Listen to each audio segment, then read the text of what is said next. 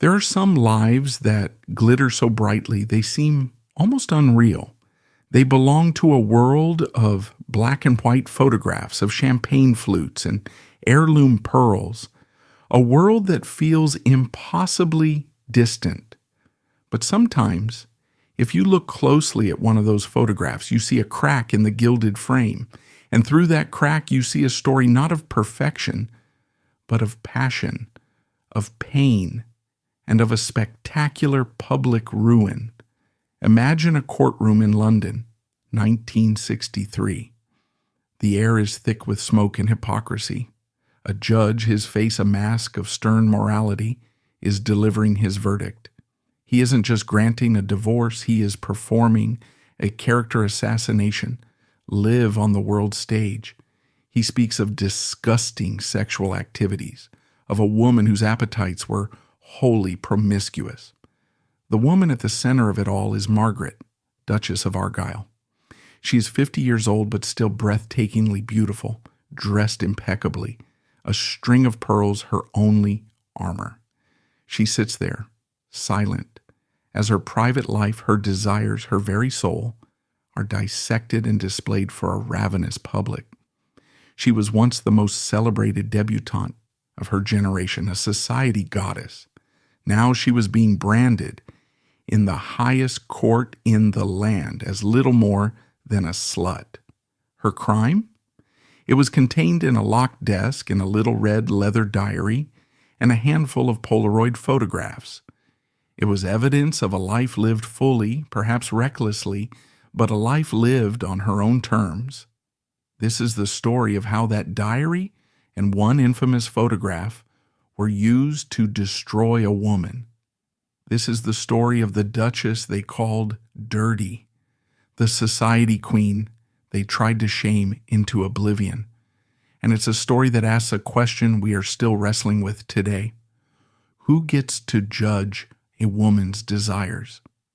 To understand Margaret's spectacular fall, you have to understand the world that created her. She was born Ethel Margaret Wigham in 1912, not into ancient aristocracy, but into the staggering wealth of the new industrial age. Her father, George, was a self-made Scottish millionaire, the chairman of a huge corporation. From birth, Margaret wanted for nothing materially. She had the finest clothes, the most lavish homes, the best education money could buy. But this was a world of rigid, suffocating expectations. Post-Edwardian Britain was a society clinging desperately to its old-class structures, its traditions, its sense of propriety. For a young woman of Margaret's standing, her life was a performance.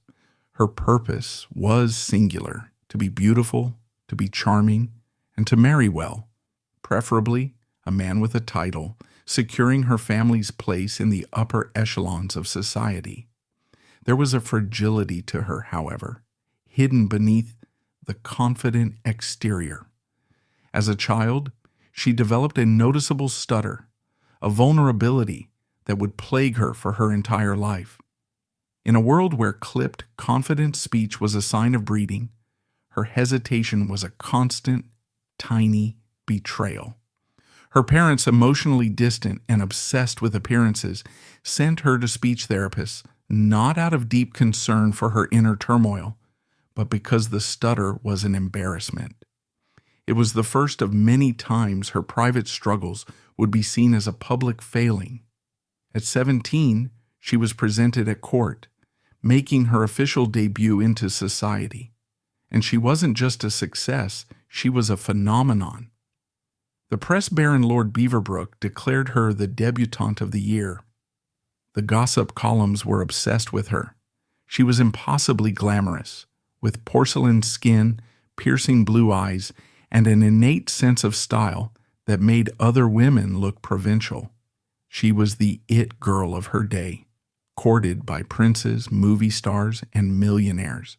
She had a string of high-profile romances. A youthful engagement to the Earl of Warwick was broken off. A passionate, secret affair with the dashing future actor David Niven resulted in a pregnancy. In the brutally unforgiving climate of the 1930s, An illegitimate child would have meant absolute social ruin. An illegal abortion was arranged in a London nursing home. It was a traumatic, lonely experience that she buried deep inside, another secret in a life that would become full of them. This was the dark reality beneath the fairy tale, a world where a woman's body was a battlefield and a single mistake could lead to exile. In 1933, she finally made the marriage everyone expected. Her wedding to Charles Sweeney, a handsome American amateur golfer and stockbroker, was the event of the season. Thousands of people clogged the streets of London just to catch a glimpse of her Norman Hartnell wedding gown with its spectacular 28-foot train.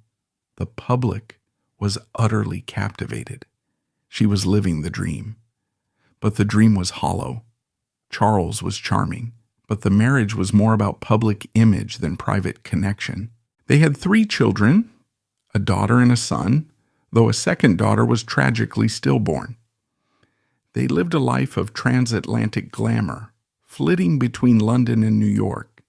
Yet Margaret felt a profound sense of being unfulfilled. She was a wife, a mother, and a society hostess, but she yearned for something more, a deeper passion that eluded her.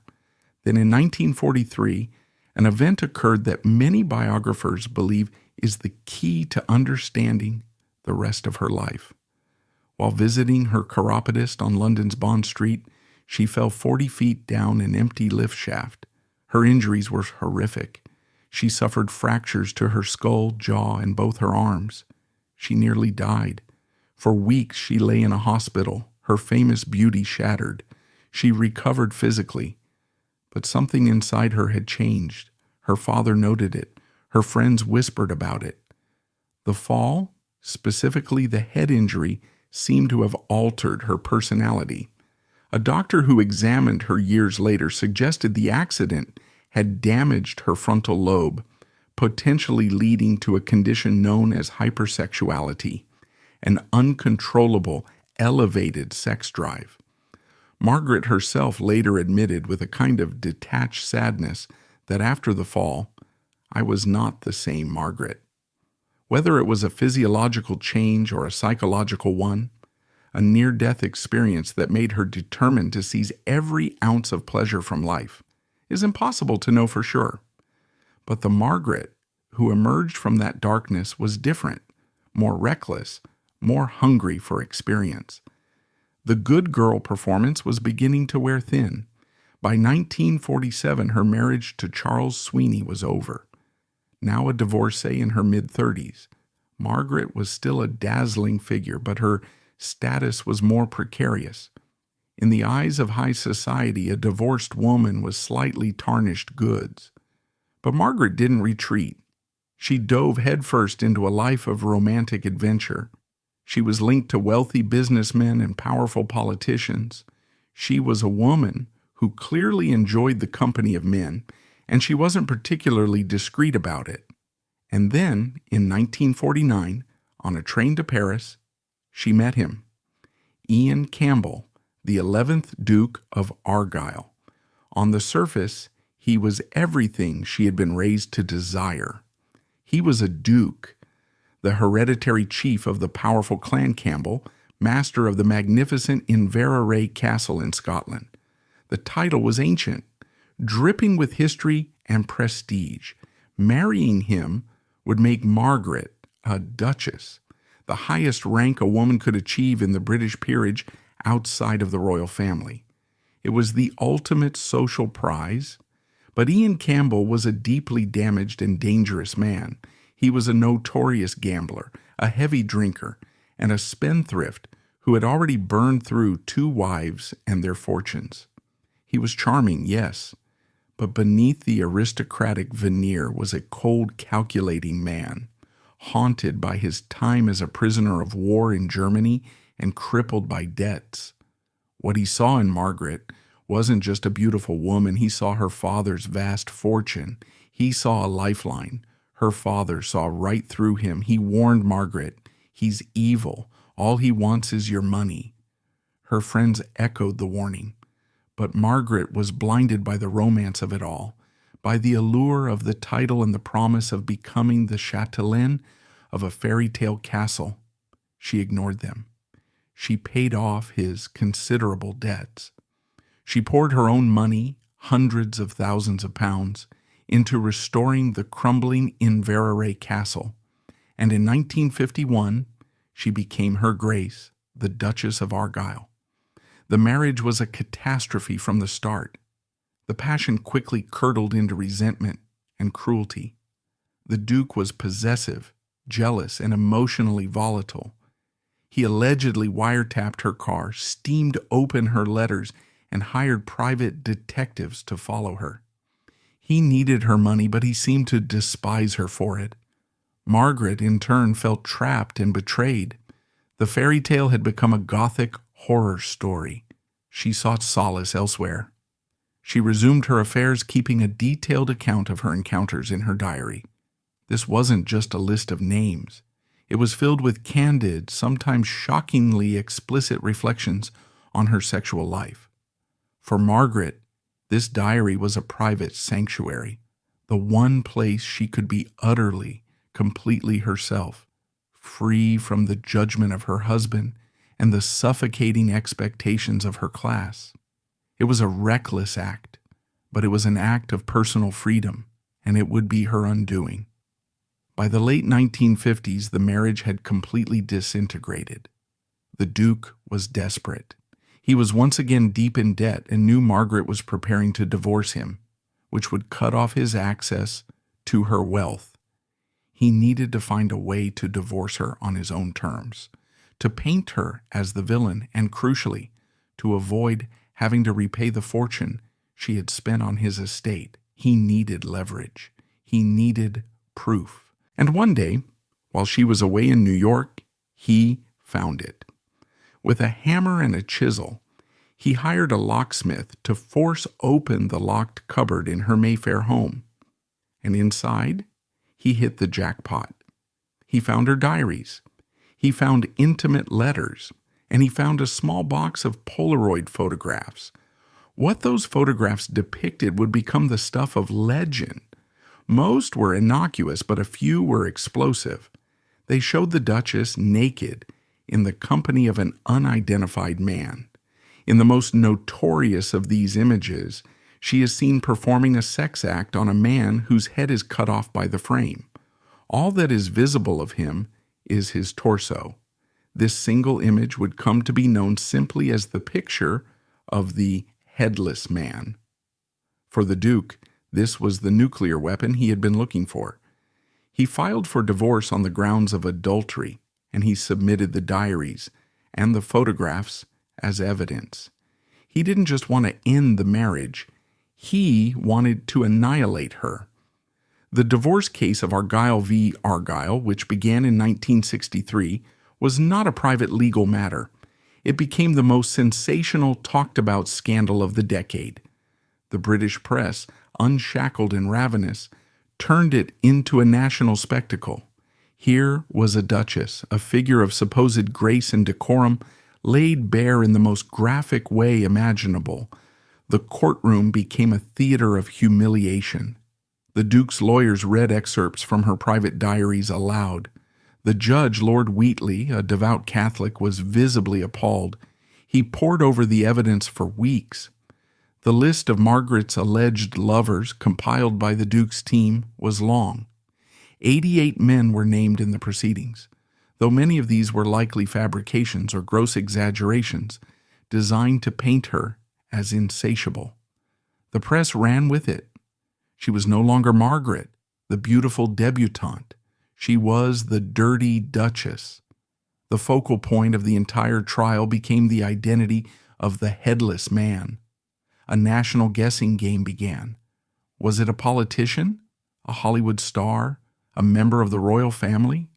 The Duke's team, eager to cause maximum damage, suggested two main candidates: Duncan Sandys, a prominent conservative politician and the son-in-law of Winston Churchill, and Douglas Fairbanks Jr., the famous American actor. Both were married men and friends of the Duchess. Both vehemently denied it. The trial was a grotesque inversion of justice. Margaret's own character, her desires, her private life were on trial far more than the legal question of adultery. The Duke, a man with a well-documented history of cruelty, infidelity, and financial exploitation, was positioned as the wronged husband. Margaret, the victim of his emotional and financial abuse, was cast as a moral degenerate. In his final judgment, Lord Wheatley delivered a 3-hour, 50,000-word demolition of Margaret's character. He called her a completely promiscuous woman whose sexual appetite could only be satisfied with a number of men. He spoke of her debased sense of sexual morality. He never once questioned the Duke's motives for breaking into her private desk. He never once questioned how a woman's private diary became public property. He simply passed judgment. He granted the Duke his divorce and ordered Margaret to pay the vast majority of the legal costs, a sum that would cripple her financially. Margaret never revealed the identity of the Headless Man. She took that secret to her grave. It was her final, defiant act of privacy in a life that had been stripped of it. She refused to implicate another person in her own ruin. But the damage was done. The court of law and the court of public opinion had passed their verdict. She was, officially and forever, a scarlet woman. The consequences were immediate and brutal. Society, the very world she had been raised to conquer, slammed its doors in her face.